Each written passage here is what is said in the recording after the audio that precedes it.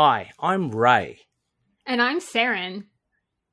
We're your Spider Baby hosts from To Know Her Is to Fear Her, a Spider-Woman podcast, as well as proud members of the collective. You're listening to Capes and Lunatics Sidekicks. Enjoy the show!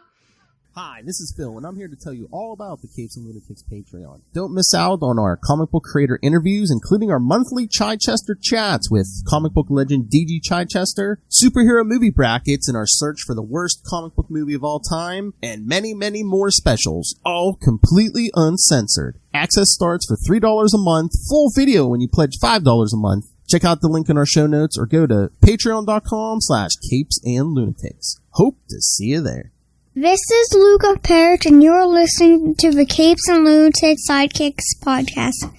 Hey, what about our Comic Capers podcast? What about us? Oh, I'm going to miss that. We'll get to that. All right, kids. Welcome back to another episode of Comic Capers. The last one, perhaps? Well, we'll get to that. Anyway, I am Phil. Joining me, as always, it is... Waka waka waka, Luke Hellfire. And how do we go out with a bang? Well, as many young ladies do. Oliver Queen. Nice. Thank you. So yes, today, we're going to be doing our top 10 Green Arrow stories, plus talk about that 80th anniversary issue. Oh boy. Enjoyed it that much, huh? No, I liked it.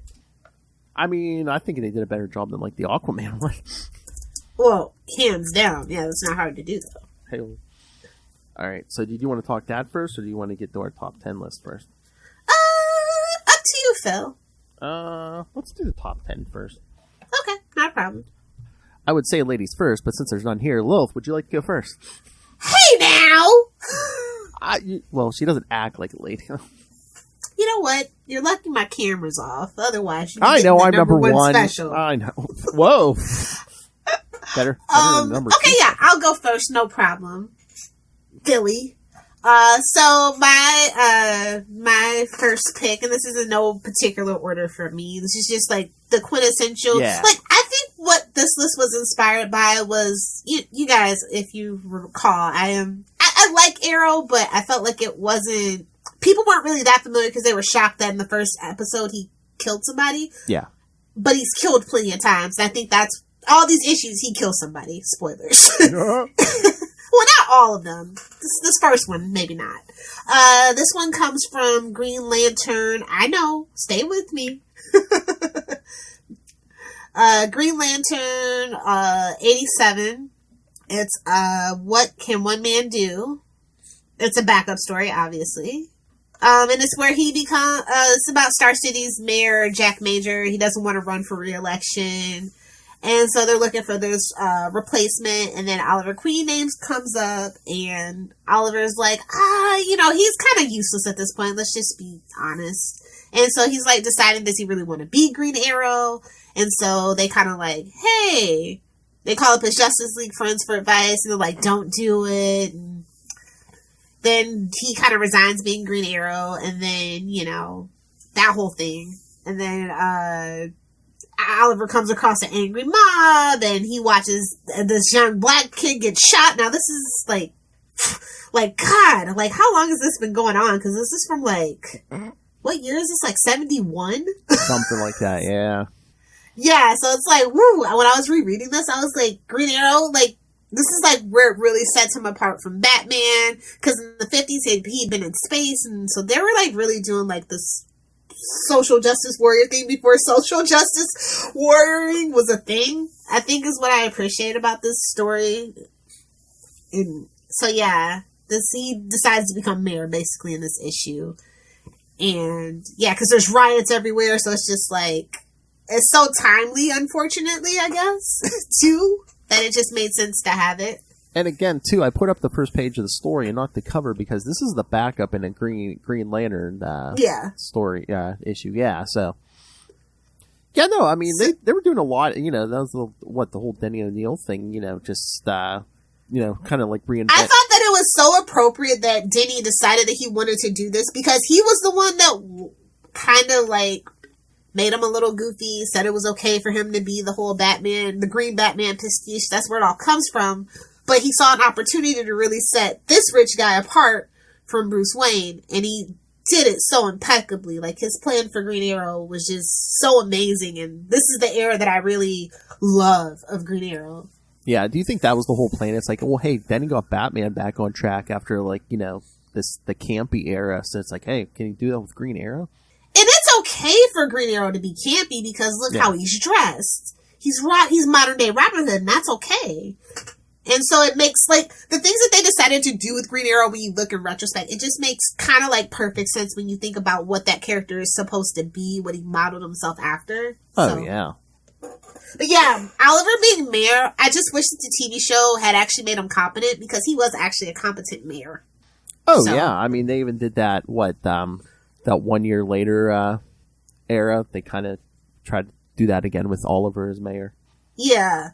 And I definitely, if you haven't ever really read any of that stuff, I think that's where you should start if you want to get into Green Arrow personally. I don't think you need all the golden age and like the 50s and stuff. Like, it's nice to know, but it doesn't really inform the modern character. This right here is where you really start to, this is where the modern character comes from. Oh yeah, I mean, there's a bunch of time where he's out of, oh wait. Who is this? Someone says, Arrow made me a big Green Arrow fan and hurt my soul. I prefer somewhat camp Green Arrow. Is that you, Noel? I don't know. I'll have to look at that. Arrow was a double-edged sword. Like, as you can see, my icon for today is Justin Hartley. Nobody tells Stephen Amell. I like Stephen Amell. He's an okay guy, but I just prefer Justin Hartley's iteration the more that I think about it. Yeah. I mean, it's hard. I don't know. I might have to get this slight edge to Amell, but yeah, I mean, it's... Well, he got to do it longer and it was his own show. True. But they really thoroughly ruined that character. He was a complete idiot, couldn't do anything on his own. He basically ended up a Power Ranger. Well, I mean, who, Amell? Yeah. Well, again, he got his own show taken from a side character. Well, again... You know. Well, again, that's the CW formula. It's he didn't end up with Black Canary when they should have totally... They totally stole Justin Hartley's Green Arrow and without hiring him. That's all I'm saying, because he still doesn't know with Black Canary. Oh, yeah. So, I mean, if I'm going to go with the original, they did it better. It was Felicity. Not Felicity. It was, the girl that can't be named anymore. Yeah. Chloe. All right. So what's your pick? What's your first pick? Is it in any order, or? Nah, we won't go in any. No, again, same with you. No particular order. But since you mentioned that one, maybe I'll bring up, I think this is the oldest one on my list here. Let me bring up the cover. Brave and the Bold 85. It's like when we get the first modern Green Arrow. Of course it's in Brave and Bold. Batman and Green Arrow, the two same characters. How are we going to differentiate? And also too, I believe that's also another Denny O'Neil. So Yeah, but he's a definitive guy on this character. Oh yeah, definitely in this era. So again, what was this, like late 60s? But yeah, this is like when he first gets the goatee, and he even mentions in the costume in the comic, he's like, "Oh, I haven't been Green Arrow in a while." He's like, "And here's my fancy new costume," and it's the green costume we all know from the 70s and 80s. Yeah. So, I mean, again, it was just a simple story where it's just like, a senator's been assassinated. The senator's been shot. It's like, I guess you shouldn't have been wearing all those bright colors near Batman, buddy. Oh, but also then they're like, oh, we want Bruce Wayne to replace him, at least temporarily. It's like, well, that's a bad decision. But I mean, again, that's Tony Stark levels of bad decision. Oh my God! Remember when Tony Stark was Secretary of Defense, kids? Oh, I do. Oh, I do too.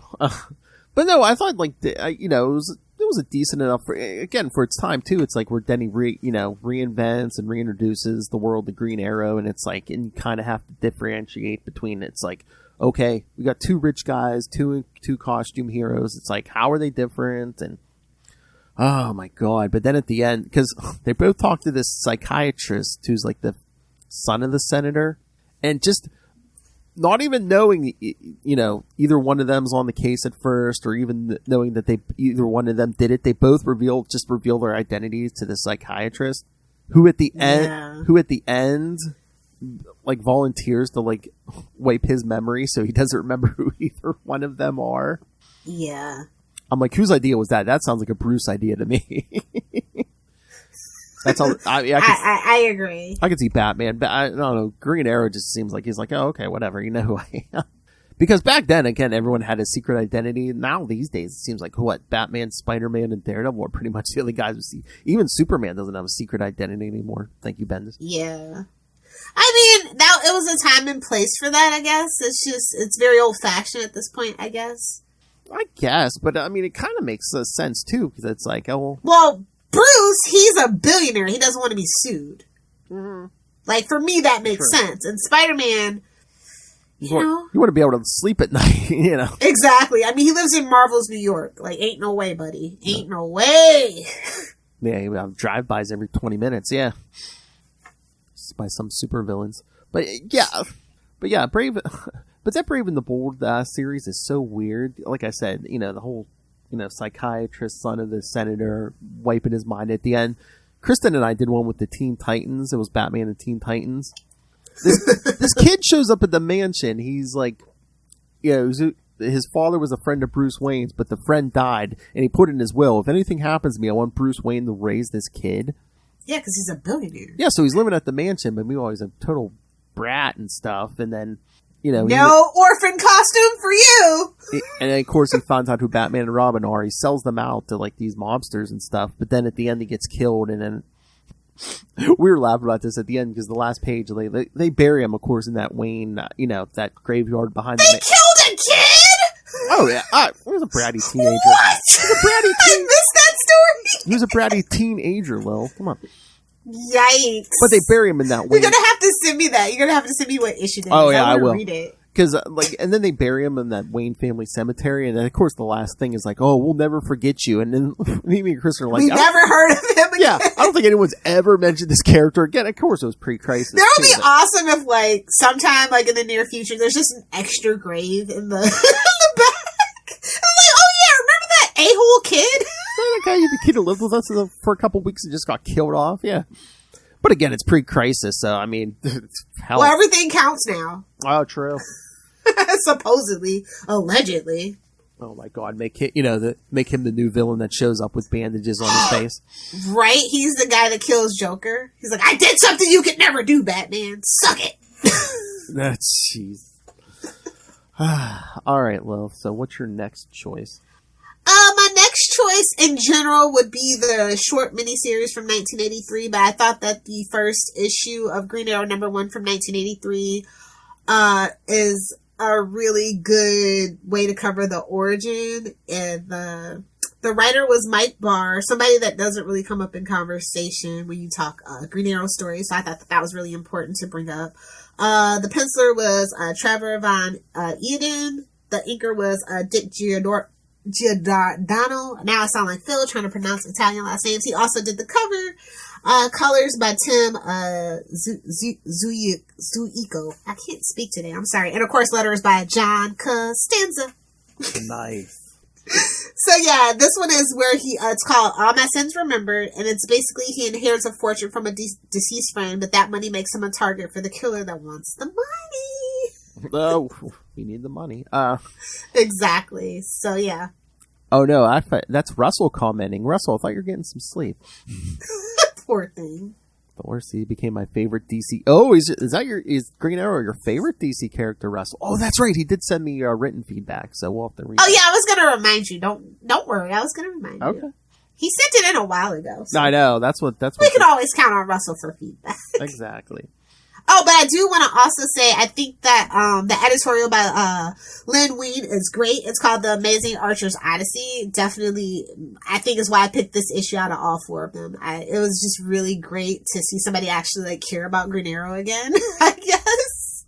Because he went on to be the editor of that whole thing for a while, so. Because I'm trying to remember, back in, the 40s and stuff, he was, Green Arrow. He was literally Green Batman, and that's fine. Yeah. I mean, that's why he had Speedy right out of the gate. He literally had an arrow cave, an arrow car, the whole deal. And then when that shtick stopped being funny, they sent him into space. And then, the whole team-up stuff for a while. But I was gonna say he didn't have like his own book for the longest, like decades. For a very right? long time. Yeah, he was backup stories. Yeah. So. And honestly, sometimes, especially in that era, Green Arrow was best done in small doses. True. I mean, you don't think he could have held his own book from like, I don't know, 70s or something? No. I mean, it's a time and a place, and you just have to, like, comic books are all about timing, honestly, when you think about it. You just have to kind of read the room and know. Yeah, but if it was modern comics, they would have spun him into his own series after Hard Traveling Hero. Honestly, I regrettably, they didn't. And I think that's why modern comic books are the way that they are. They see the L's that they took, but then they force things into, places that they don't belong. Because I'm surprised, like, they didn't do that, even though that was, like, what, the 70s? Because it's like, if you say, oh, hey, do you ever read a Green Arrow comic? If anyone knows any Green Arrow from anything, it's usually, oh, Hard Traveling Heroes. Yeah, which is why I didn't put it on the list. I know, but I'm just surprised even in the 70s they didn't, like, spin him his own book out of that. Well, the 70s were paper-thin margins of profit as well, too. So they very much did, stick with what was selling and didn't want to take risks. And wasn't that like the end of the 70s? Was that DC implosion or whatever? Yeah. And just general economic downturn as well in the 70s with the oil crisis and stuff like that. So another time, maybe he would have gotten his own book. There's a timeline somewhere where Green Arrow is bigger than Batman. Absolutely. Oh, my. I wish I lived in that timeline. I thought I was going to live in that timeline with Arrow, but the show kind of ruined it. I was going to say Ray's favorite timeline. I love Batman. He probably hates Green Arrow too. just out of sheer spite. I guarantee you he probably doesn't know much about it. I don't know if he's ever read any Green Arrow, but I guarantee you. Yeah, I mean, he's told me, he's like, I'll give any DC a chance. He just doesn't want to read any Batman. Poor kid, that's most of DC's line these days. Yeah, seriously. What the F? Alright, so you want me to throw another one out? Of course. Alright, alright, we'll jump ahead a little bit. I put Longbow Hunters number 2 on this, and you may be like, why 2? Why not number 1? I know why. I mean, I know he probably did before, but this is like when it really struck me. It's like, oh, hey, Green Arrow kills. And he makes no apologies for it either. Oh, no. Well, in that situation, would you? No. I mean, basically,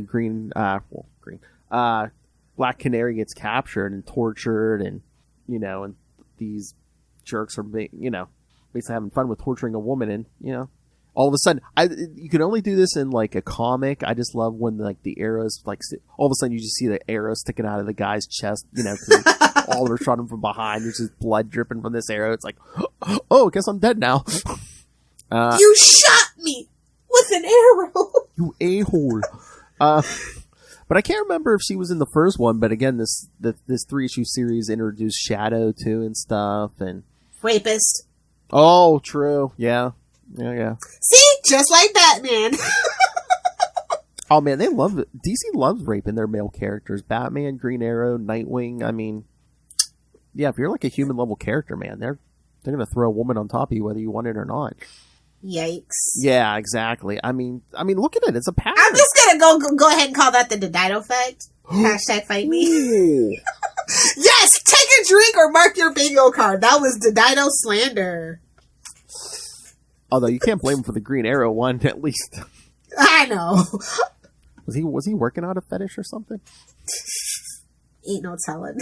I don't know, but yeah, like I said, I mean that one for me, that marks modern Green Arrow for me. Just everything I always think of. I know it probably isn't, but everything before that I think of as like Silver Age, and then everything after that I think of as modern. I can see why you think that, yeah. And once again, just the killing. I was just like, oh yeah, this guy's not bad. Was that? You think that was intentional? Where it's like, hey kids, this ain't Batman. Well, also, that's that whole he's a hunter. He's an urban hunter, and you got to do what you got to do. He doesn't have that luxury. The type of people that he goes up against, it's either kill or be killed. They're not here to play games. And again, it was the start of like that Grell stuff where it's just like, oh yeah, they kind of like made it a more mature book, and it's just, Yeah, where the stakes were actually really high, so. No more trick arrows. Yeah, man, reasons. Which, hurt my soul a little bit, but I understood, and I thought it was implemented in a very good fashion. Yeah. Do you think they were just like, oh yeah, man? Again, after Crisis, they're just like, yeah, we gotta mature these books somewhat. Yeah, I think so. And did you like that? Also for the money too, Well, of course it's always about the money, though.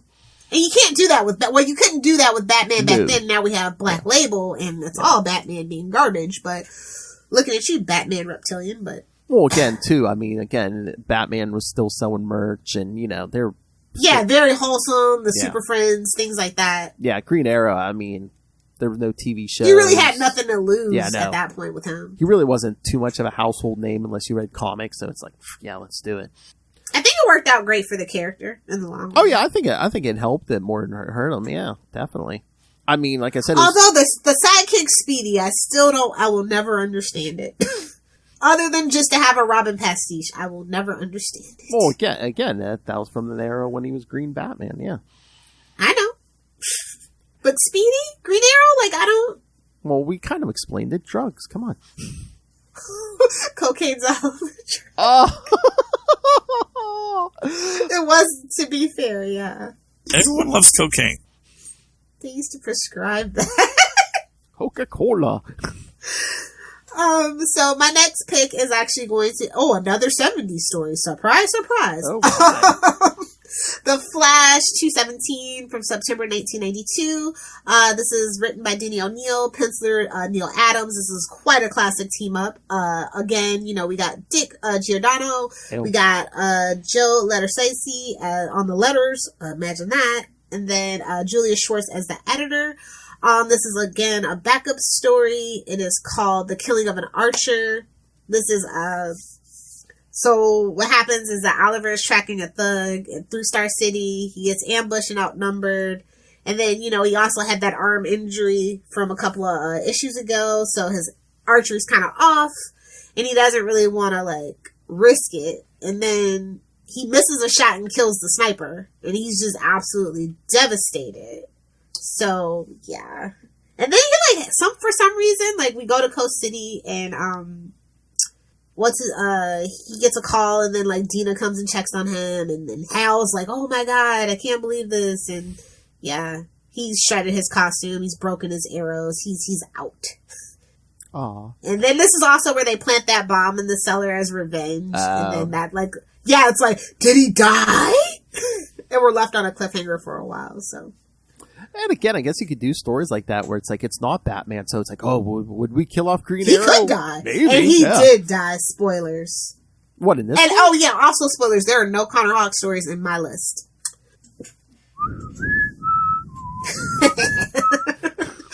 Phil's like, uh-oh.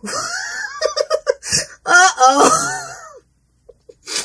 So, yeah, so you have 2 backup stories on your list, which is fine, but it's so a lot of his... They were see, that's what I mean. It was from the... my favorite stuff is 70s Green Arrow. And it just happened to be at a time that... Like I said, the backup stories, it wasn't that much pressure. You didn't have to do 22, 23, pages of story. Yeah. So, you could be more concise and to the point.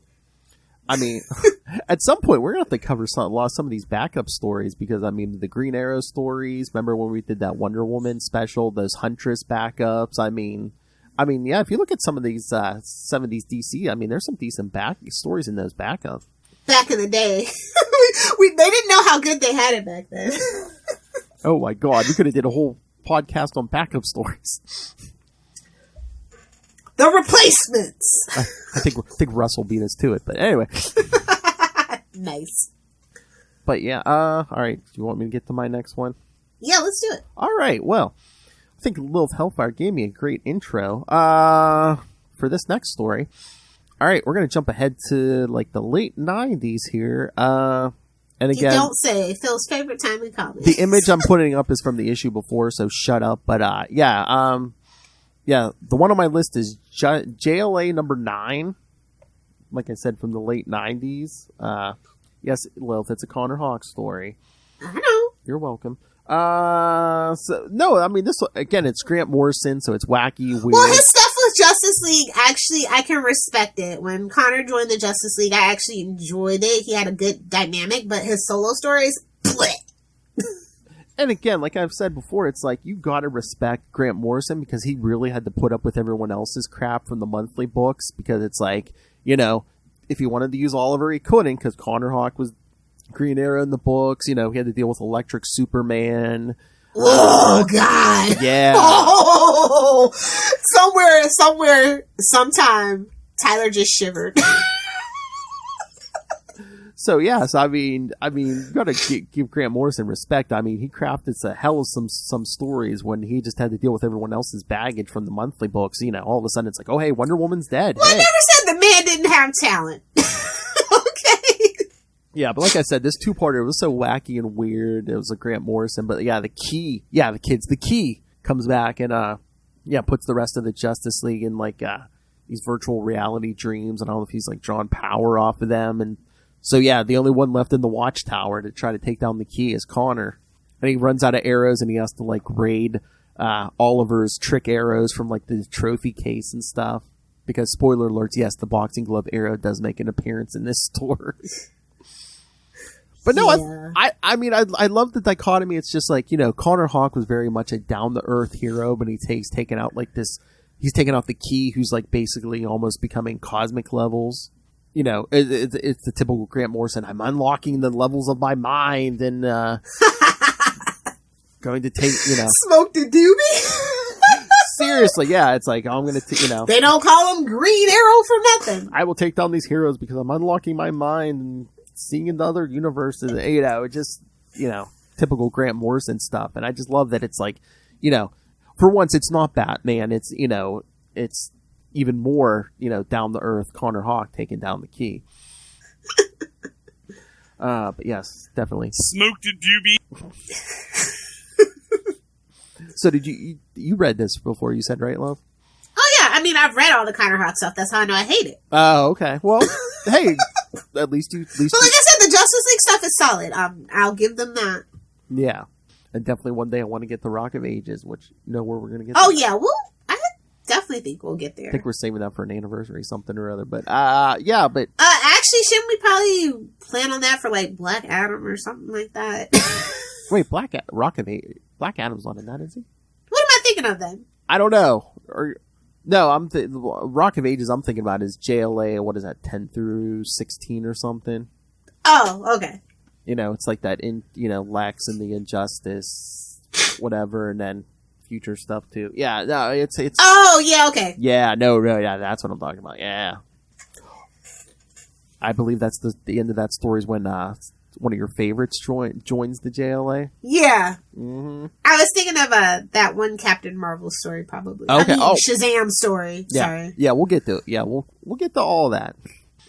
Stay tuned, kids. But yeah, like I said, I wanted to throw that on there. That one always like sticks out to me. It was like, you know, again, like you said, I think it's one of the better Connor Hawke stories. So. Hey, if you like Connor, that's up to you, buddy. Well, I said it's one of the better Connor Hawke ones. You know how I feel about legacy characters, so. I know. You know how I'm just like, I'm such a stickler. I'm like, ah! You know how I feel about legacy characters are. I barely like Supergirl, if we're going to be really honest. Hey, oh! You know what? I take it back. I love Donna Troy. I love all the Wonder Girls, actually. They are actually very well done as legacy characters. So, but again, it's like with Supergirl. It's like, what have they ever really? What good story have they? Power Girl is greater than Supergirl. There, I said it, and I don't mean just because of the boob window. I mean just as a character, way better. We don't need Supergirl in the modern era. We just don't. Again, they just need to give her something good. It's like, what's the most iconic thing you think of when you say Supergirl? Oh, she died in Crisis. Her horse. Oh, I was gonna. Whoa. Not even that. Her horse. She got horse on the brink. But no, it's just like, oh, hey, she died in Crisis, saving everything. Okay. Because it's like, yeah, Barry Allen did that too, but Barry Allen did more things than that. Yeah.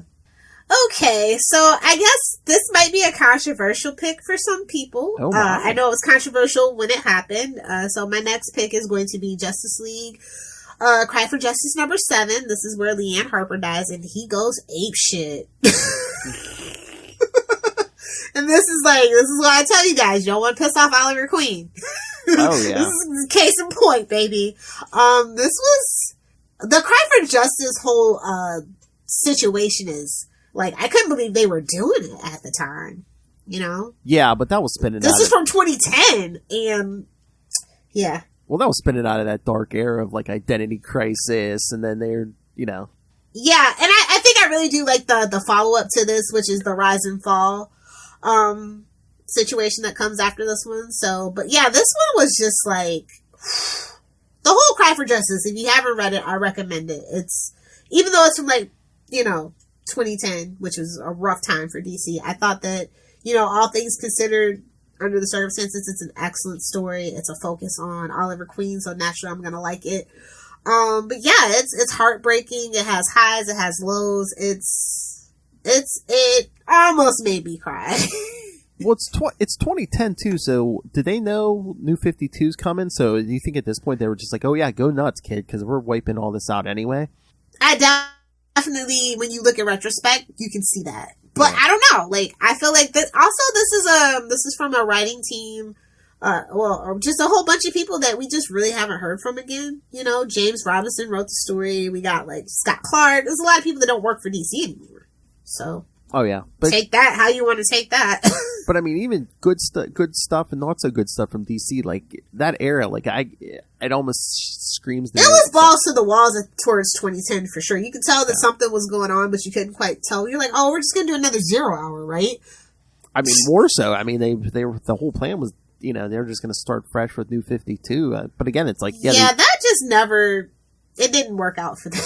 Well, it's just so weird too, because it's like they didn't want to, like, you know, it was just like, hey, when we jump in for the most of the books are going to be. It's like, if you want to make an Ultimate Universe, just say that. Just do it. But it's like, it doesn't have to be an event, bro.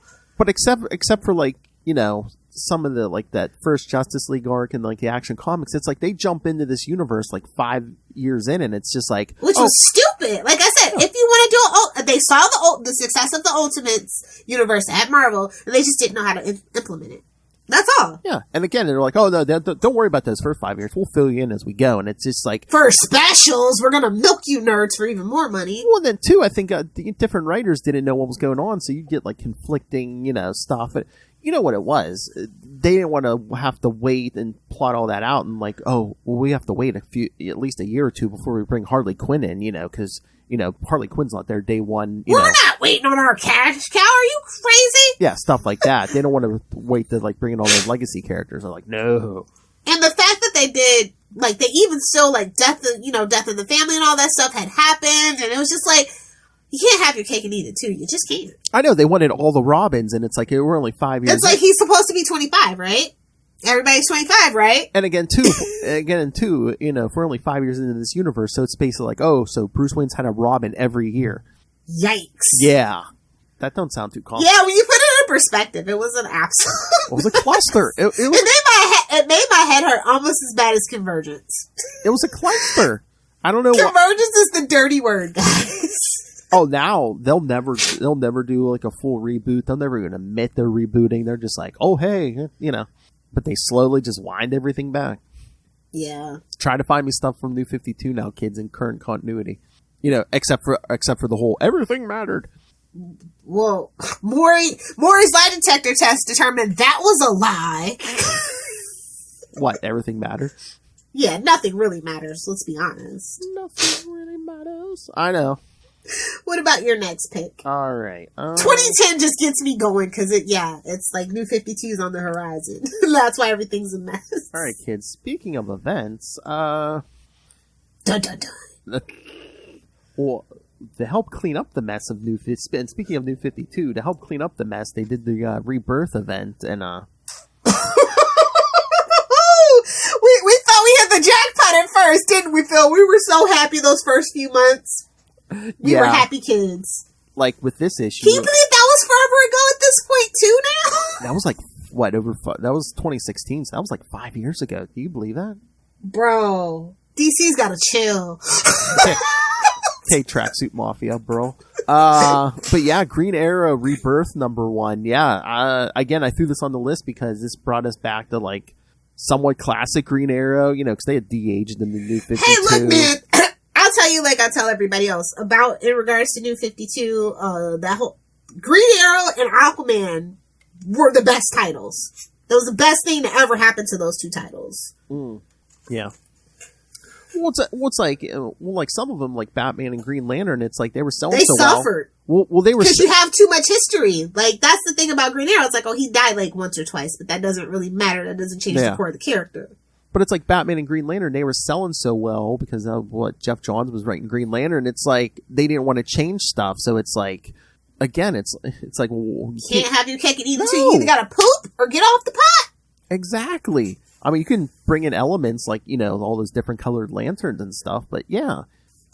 Again, that's another problem why the formula didn't work, man. They wanted to reboot some. They have not had strong leadership from the top in damn near 30 years. Like, let's just be really real. Yeah. Like, I'd say I go back as far as like 98 is the last time that I can really remember strong leadership from the top down that wasn't afraid to make the hard decisions. Oh, yeah. Once Denny and some of those others were gone, yeah, I mean, it changed. Yeah, the whole atmosphere changed. And when you start reading and realizing that certain people were allowed to do whatever they wanted and other people had way more harsh editorial mandates, and this is where we end up. But I wasn't a fan of Rebirth for Green Arrow specifically. I mean, I do like it that we kind of got some classic elements back. Like, it's like he didn't seem as young again. It's like we brought back the goatee. We were working on that. Well, they still kind of are, but Bendis hasn't now. But his relationship with like Black Canary and stuff, and that TV show really did damage to the Black Canary Marine. And then the movie with Harley Quinn. Oh my God! I know. Such a shame. I mean, we did all that great work in Justice League. But again, and the movies to that point too, and Young Justice, and just for them to throw that all away. Well, it's just the thing, man. They damaged those legacy characters because, you know, she was a legacy character. I mean, she's been around since what? She was one of those ones around since like 40 or 41, right? Yep. But again, they don't know what they. That was DC's advantage over Marvel. It's just like the legacy stuff and. Just the sheer point that they've been around forever and they have all this history and have touched so many different generations. And even, again, it's like, you know, when you have multiple Flashes and stuff, it's like, you know, when they, what was that in the 70s or 80s where they're like, yeah, it's like the original Green or Black Canary was her mother, and then you get a legacy with the Black Canaries and stuff, but they kind of tossed that away too. Okay, I was excited for it because, like I said, after the success of New 52, I was like, well, yeah, we could use a refresh. Plus, you know, Arrow was, like, you know, on its way out and stuff, and they were just definitely trying to set a new, fresher tone, so I was excited about it, but when I look back, I'm just like, ooh. I was just happy New 52 was over. Yeah, basically. But again, like I said, it really was a great time for Green Arrow fans. And I just think that's the only nice things that I will ever say. Aquaman and Green Arrow really came into their own during that time. Yeah, and again, like I said, any greatness we got after New 52 and stuff, I think it started with Rebirth. So. Yeah. Again, was this issue perfect? No, but I think it was the stepping stone to get us anything I good. thought that the art was really good, and I thought that the storytelling was competent, but also a little bit of a retread. And for Rebirth, I was just like, I kind of get that, but again, too, they'll never admit their mistake, but I think they were trying to wind stuff back and bring more classic stuff back into it. So, yeah. I mean, if it feels like it's been done before, it has, but they're kind of like, okay, you know, again, without admitting it, they're like, okay, hey, what did they say? Don't call it a reboot, right? Oh, don't call it a refresh. Literally, that was the tagline. Exactly. We're sorry. And so my last choice is going to be a shout out to, Speedy, the other Speedy, with the yellow cape. So we're talking Green Arrow number 45, New Blood part 6, coming out. And this is about Mia having AIDS and, you know, wanting to be in the spotlight and things like that. And I thought that this whole coming out, you know, New Blood thing was an excellent story from start to finish. Yeah. Really inspirational, really well written, very thoughtful of the character's plight. I love Oliver's character interactions with Mia. Like, it was like a daughter and a sister and a friend. Like, you know, it was something that we didn't really get to see him do with Black Canary, but we got to see him be different with Mia. And I really enjoyed that relationship. And it was different from Roy's relationship, even. Exactly. It's like the first time he basically, quote unquote, had a daughter, pretty much. Yeah. Because even, Roy's daughter was basically more like a grandchild to him. Yeah, poor Leanne. And man, Roy, I'm going to tell you, Roy and Wally are such whipping boys. I never forgive DC for making them the whipping boys. That's what I said. They don't know what they hate. They don't know what to do with those legacy characters. And it's like, let them live peacefully in Titan's universe. Like, let's just make Titans its own universe where the writers can't hurt them, please. I mean, I think the only thing that saved Dick Grayson is, he's tied into the Batman stuff. I mean, he's better than Batman. They know. Definitely. Yeah. They're like, nope, we're going to make Tim the whipping boy for the Bat family. They're like, well, we did kill Jason, but literally Tim is the whipping boy. And Dick Grayson, I mean... Let's name him Drake and put him in a brown suit. And Dick Grayson's basically like the first kid's sidekick. And two, if anybody knows any Robin, it's Dick Grayson. So yeah, they really can't mess with Dick Grayson. Yeah, like once people realized that they were killing off Robin and it wasn't Dick, they were like, go do what you want. We don't care. Oh, yeah, I remember news reports, people crying, oh, they're killing, how can they kill off Robin? It's like, a lot of people... It's not the Robin you think it is, idiot. Yeah, it's just people who watched Batman 66, they thought they were killing off Dick Grayson. It's like, no. Oh, even they went... They're killing him! Oh, that's, like, remember Infinite Crisis? The Dido wanted to kill off Dick, and everyone was like, no, don't you effing dare. Look, that was the first time people actually stood up to the Dido. Oh, yeah. Oh, yeah, I think people in those offices were slapping him in the face like, no, you don't do that. Yeah, no. I think I heard a story. It's like, I think the Dido was going flying somewhere, and like the baggage handler in the airport was like, I'll give you your bag, but you got to promise not to kill off Nightwing. Nerds were everywhere, and we will find you. But yeah, no, they said, they're like, okay, the plan was to kill Dick Grayson, then they couldn't do it, so then it's like, Jeff Johns had to offer up one of his other favorite characters, Superboy, to take his place. Well, and that all worked out in the end. Yeah, I mean, but yeah, I do want to bring up that this one is Judd Winnick, which I feel like he gets overshadowed from Mike Grill and stuff, but it's like Phil Hester did the art, and Phil is just an absolute freaking legend when it comes to Green Arrow art for me. Oh, yeah. Way better than Jock. I said it. You can fight me if you want, but like Phil Hester, for me, is the quintessential artist for modern Green Arrow for sure. Oh, yeah. I mean, I love his lines, his colors. He's very bold and dynamic. Even if it's like a subtle talking scene, he finds ways to bring kinetic movement into the panels. I just really like Phil Hester, man. Oh, yeah. I mean, I love that whole series. What was that, like 75 issues? I mean, it started with Kevin Smith, but I mean, yeah, and then when it finished off. He definitely lifted that guy up a little bit. Yeah. By a little bit, I mean a lot. Yeah. But I mean, yeah, I remember, I love that whole series. And again, like you said, yeah, Hester killed it on that art.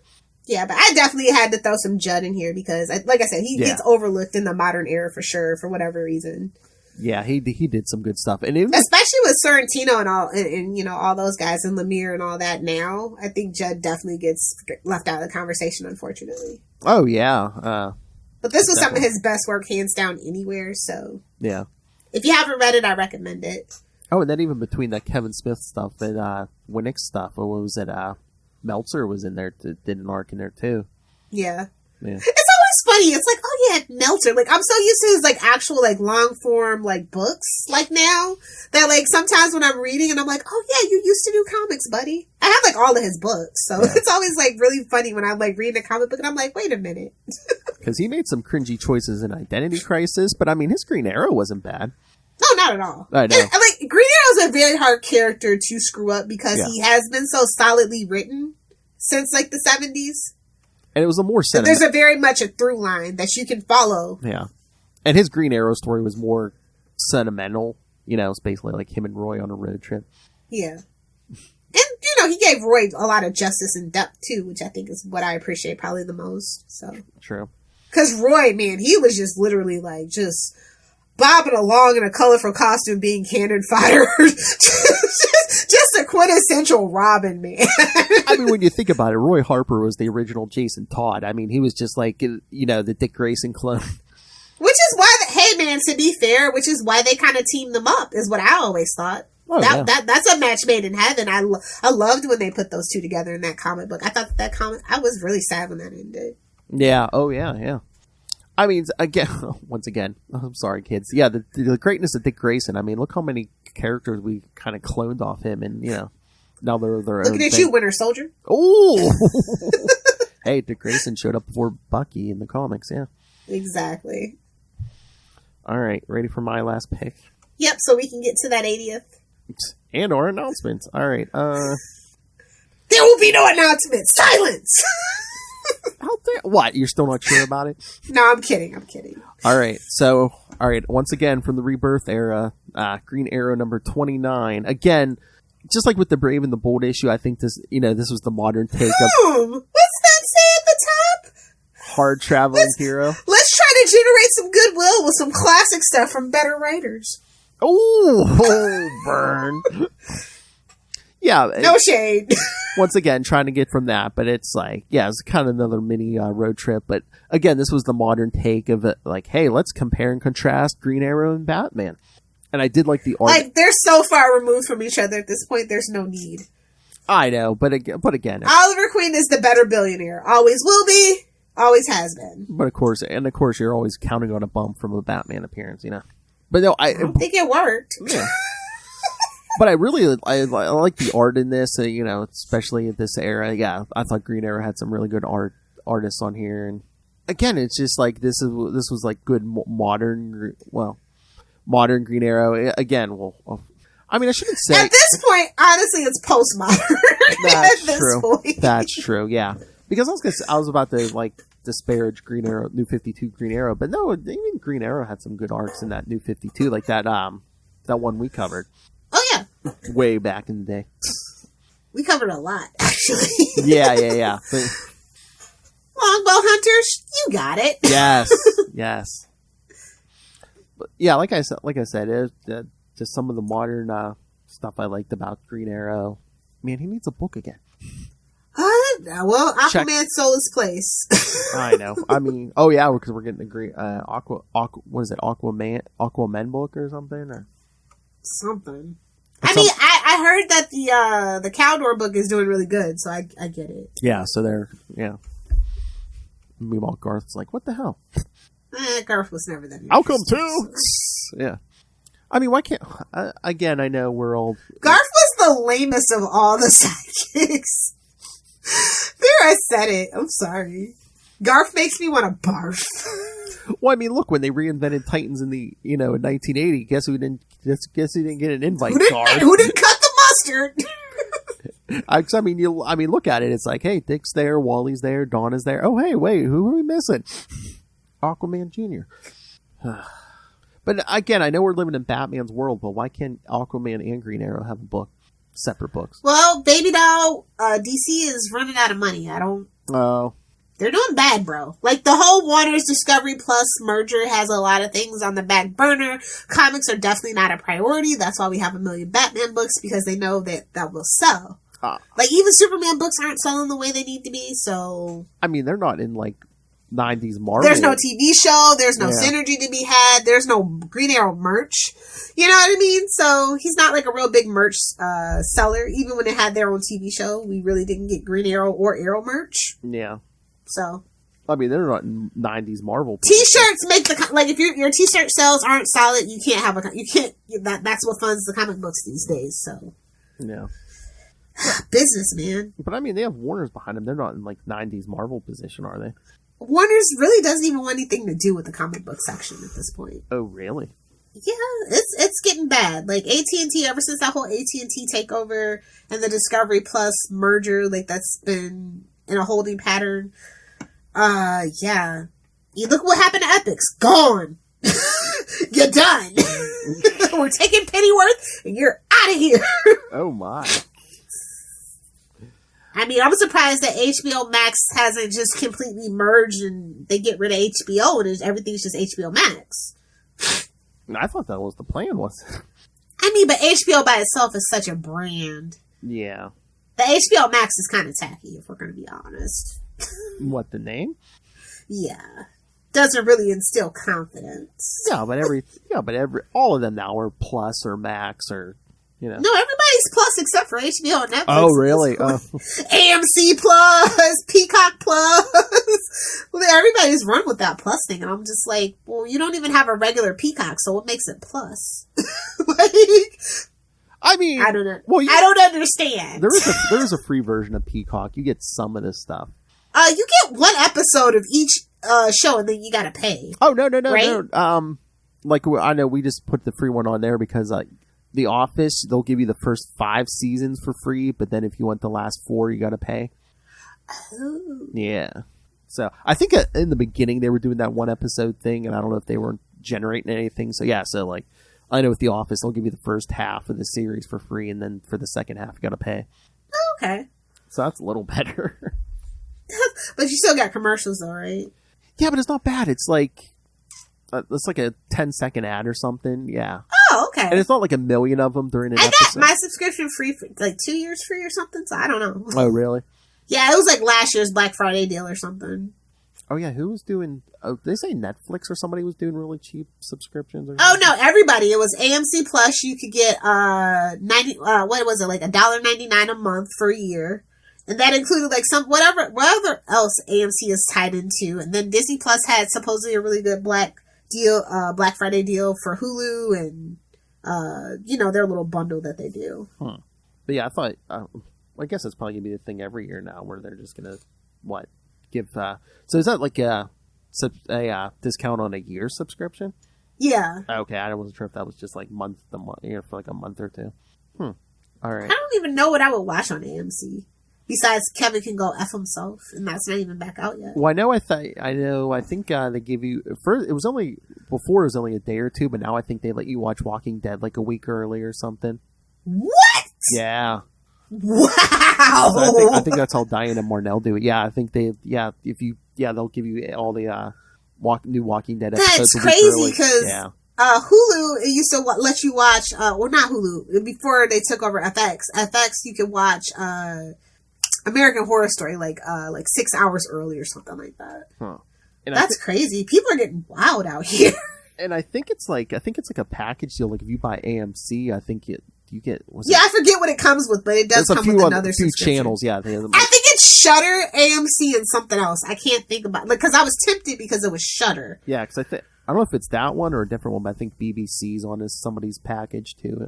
Hell, Philip.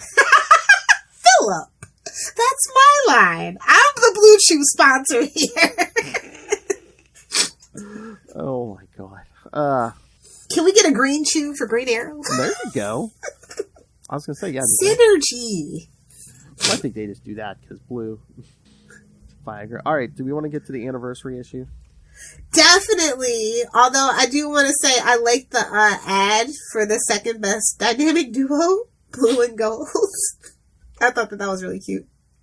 The greatest heroes you never knew. All right, so what did you think of this, Lil? I thought it was good. I think my favorite favorite story is Star City Star because it's Phil Hester who wrote the story, and then Andy Parks, who is another person that gets left out of the Green Arrow conversation. Glad to see him back. Did the art, well, at least the inks. And that was my favorite story. And then followed by Tom Taylor's Punching Evil, and I really liked Happy Anniversary as well. Oh, yeah. Those are the 3 standout stories for me. Yeah, I was about to mention the Punching Evil. Also, Sympathy of the Woods. Benjamin Percy. Otto Schmidt.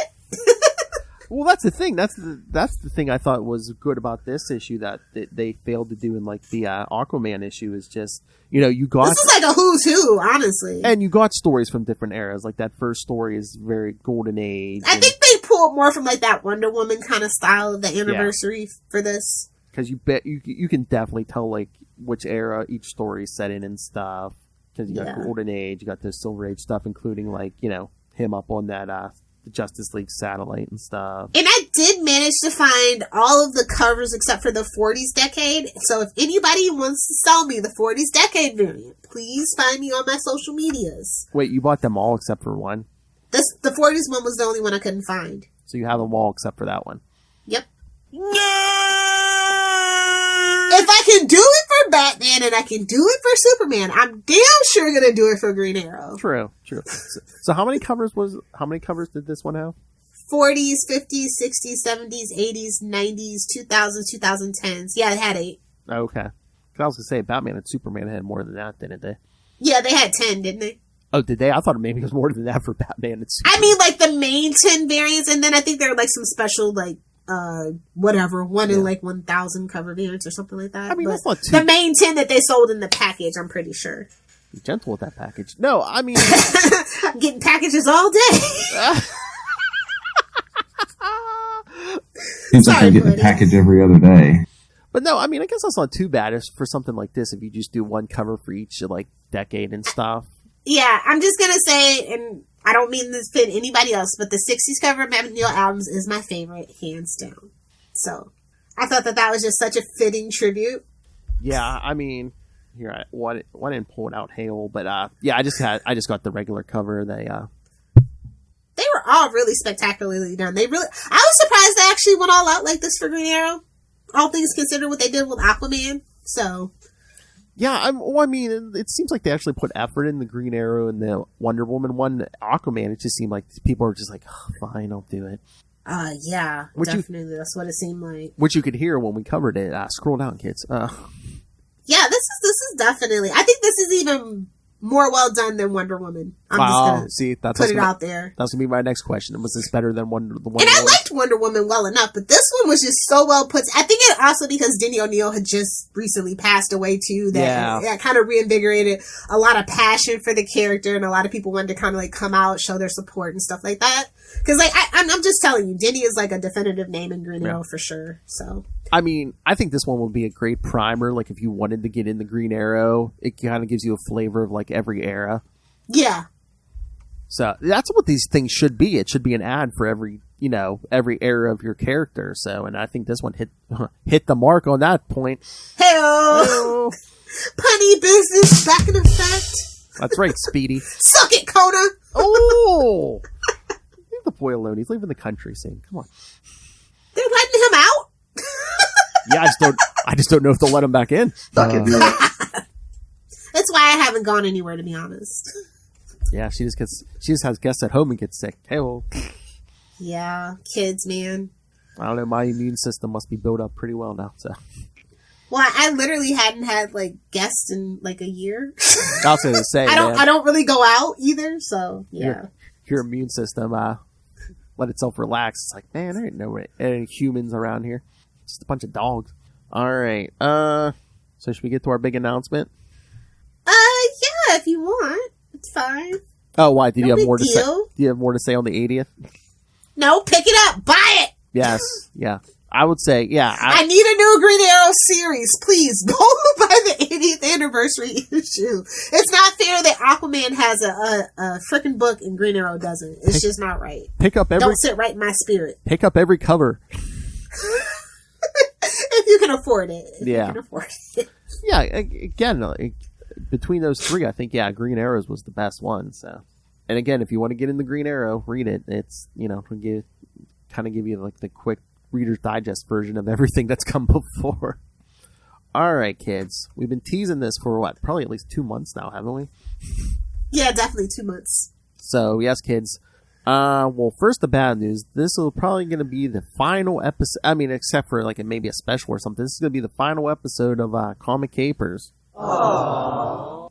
But in its place, replacing the twice a month Comic Capers, you're going to be getting a weekly Justice Society Justice League podcast. Unlimited justice!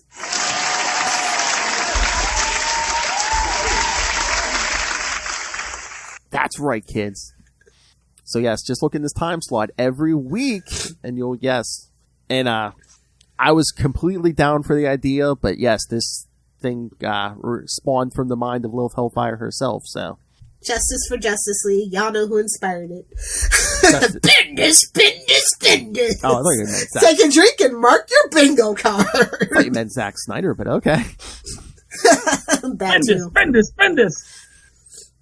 Oh my god, are we gonna have to... Although, if you compare the two, give me a 4-hour movie over Rogo Zara any day. Ooh!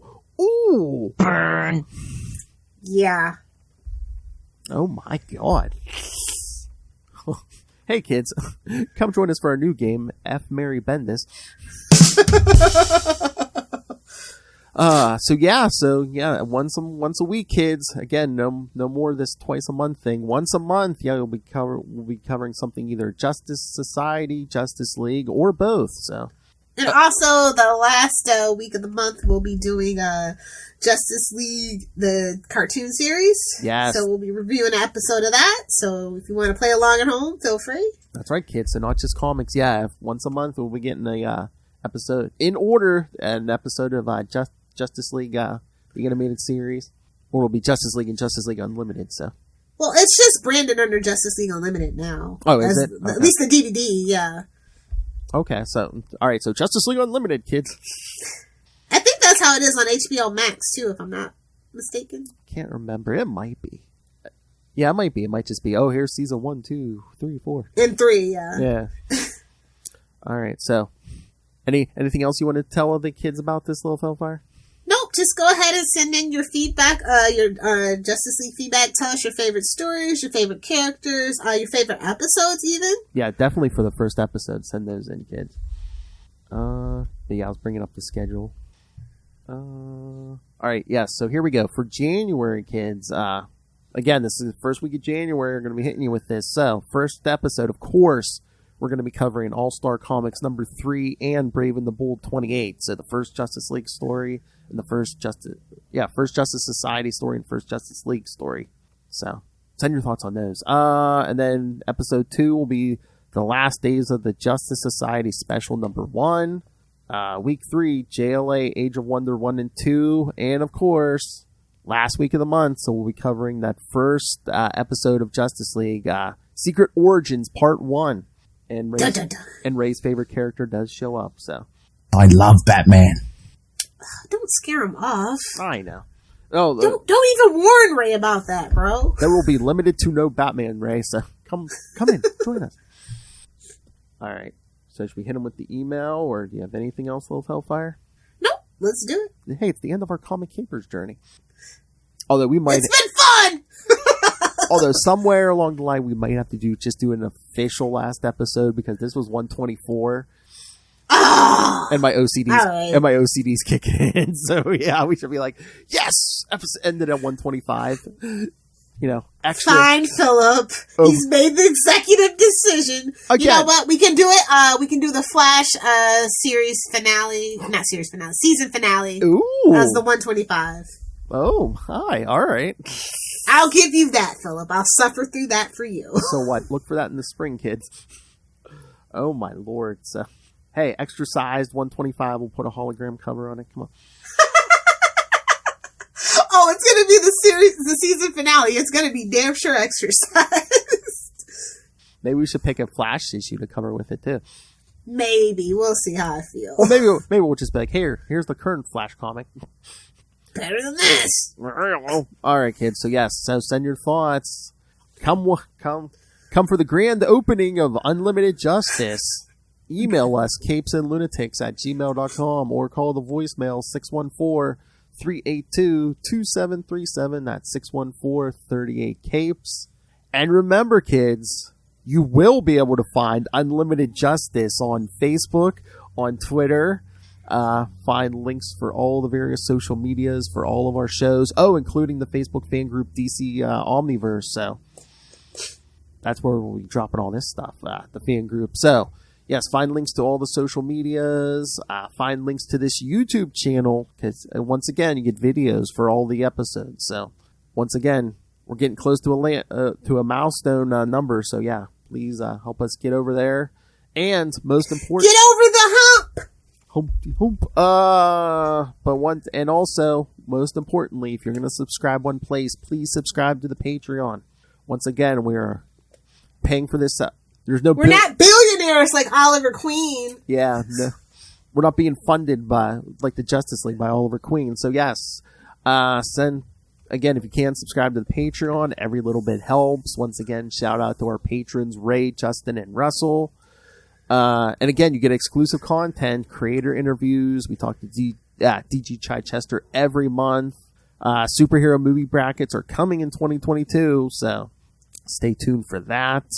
And again, so much more, and it's all completely uncensored. So, yes, please subscribe to the Patreon, or if you just want to buy some merch, buy yourself some Capes and Lunatics and Capes and Lunatics Sidekicks merch.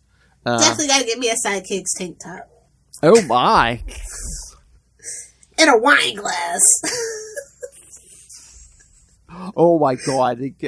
We need an episode of you. We call that the Ray Ray special. I was going to say, we need an episode of you and Ray. Hey, I'll throw on a tank top. All of us in tank tops, you and Ray drinking some wine. You can drink your green tea. It's fine. I could put it in a wine glass, maybe. Oh, my God, these fancy kids drinking their wine. All right, so yes, find links to all of it, all in one place. That's Linktree, linktr.ee/Capes and Lunatics. All right, Lilith Hellfire, where can people find you? If you nerds want to gush about Green Arrow and Oliver Queen on the interwebs with me, find me on Twitter at Lilith Hellfire, on Instagram at Lilith Hellfire69, and of course, the mega spicy comments on the TikTok at Lilith Hellfire69. Duh. It's so salty. He's so petty. Bigger is better. All right, kids. That's what Black Canary said. Hey-o. I just want to have fun on a broom. Oh, my. It's not October. All right, kids. You're going to be hearing this a lot coming up, so.